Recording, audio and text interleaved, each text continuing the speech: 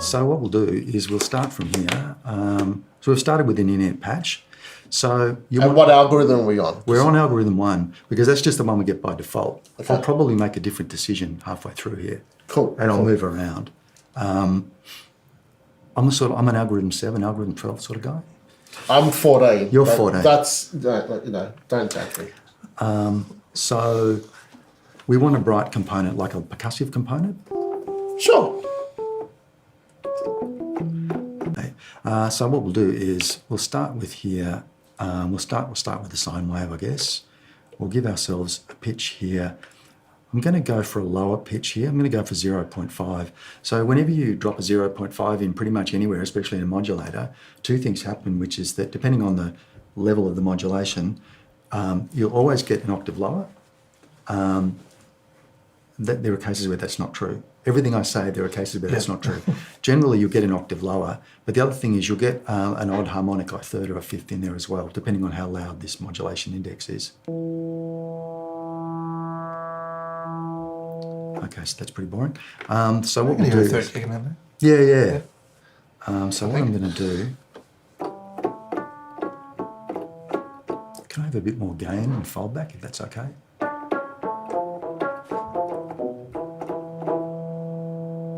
Okay, so what I'll do is I'll pop a bit of release on here. I'm going to pop a bit of release on the modulator as well. Now, excuse my ignorance. Yeah. Can each operator have its own filter? Is that... Each operator can have its own filter when you're in filter mode. Right, okay. Which... So it's probably something for the manual, but, you know. Yeah, okay. It's a different method of synthesis, Yeah. so you can have filters in there. It's particularly good for formant frequencies like vocal sounds and stuff, because you can have multiple resonant peaks all over the place, which is quite powerful. Yeah. Sorry, let's interrupt. So I'll keep this. I might even put a bit of feedback on that because I kind of want this a bit noisier.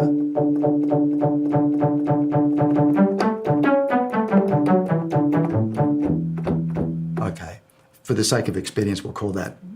I might put a bit of velocity on that because I feel like that needs to be a bit more.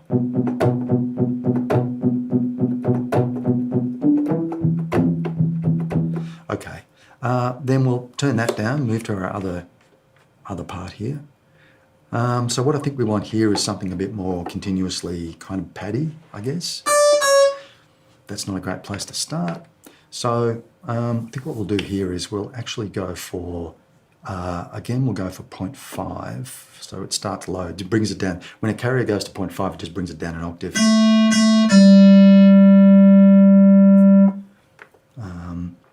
And I think we'll go for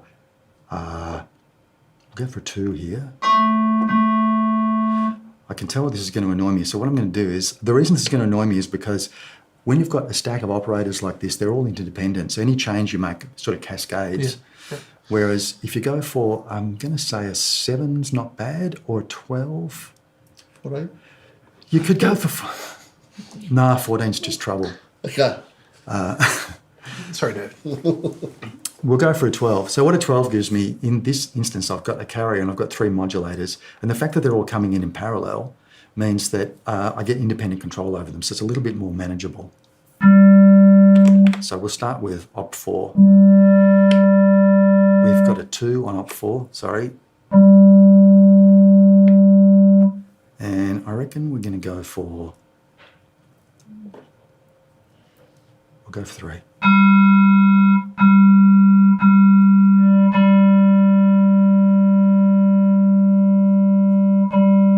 So we need to do some enveloping here because that's pretty kind of blunt.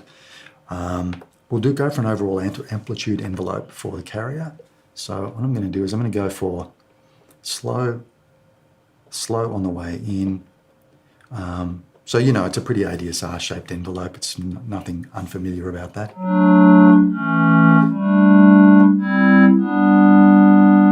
Okay. And then what I'm going to do is I'm going to go to the operator utilities here.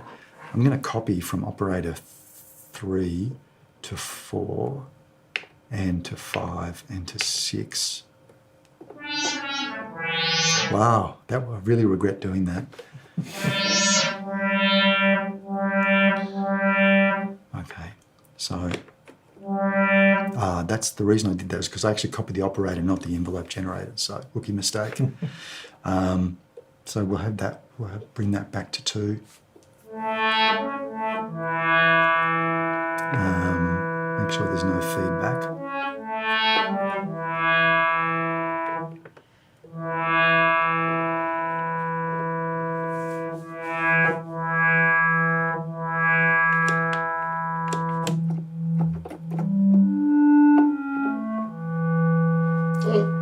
Yeah.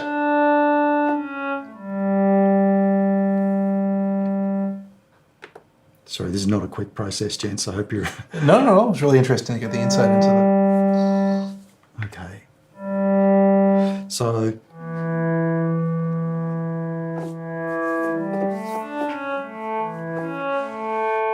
I kind of instinctively doing that. So I do need to actually, just to sort of stop myself from going insane. Your thumb is very confident on the mod wheel. I love a mod wheel.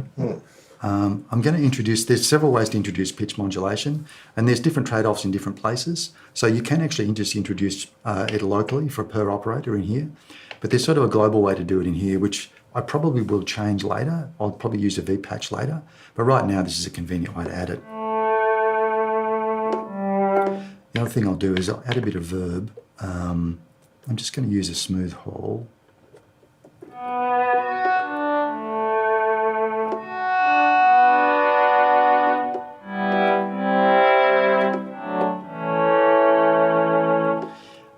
Next thing I want to do is add a little bit of detuning, because I really want this to move a bit more.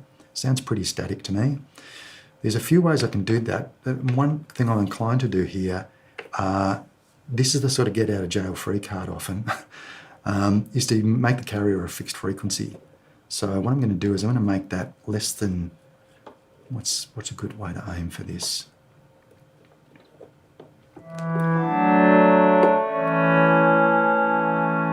So there's actually there's an oscillation.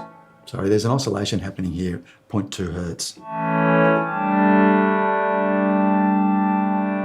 and coupled with a little bit of detuning. Let's go for detuning.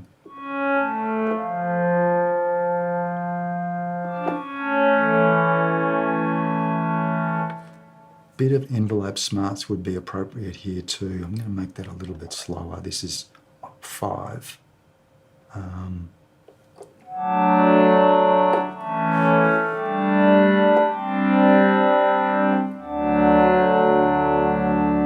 The other thing I'm going to do is use another get out of jail free card, is the voice unison mode. So this just gives us unison voicing at the expense of polyphony with a stereo spread and a bit of detune.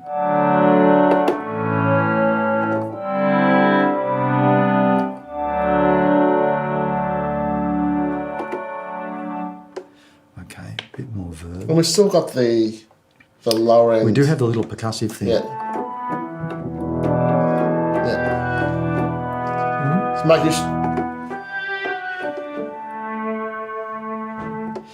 making sure I wasn't going crazy. No, we didn't lose it. So at this point, where do I want to go? I kind of still think that sounds pretty coarse. I'm going to envelope that a bit more.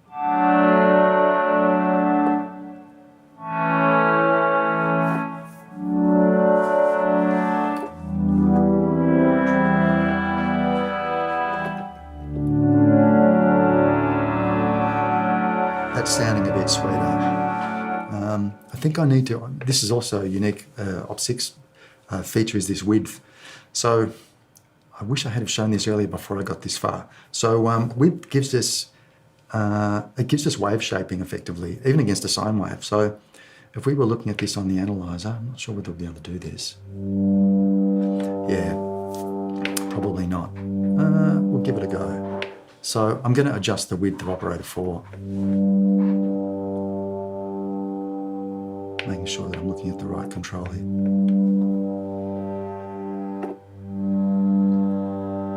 It means that one of the modulators now, instead of being a sine wave, is kind of like a pulse widthy sine wave.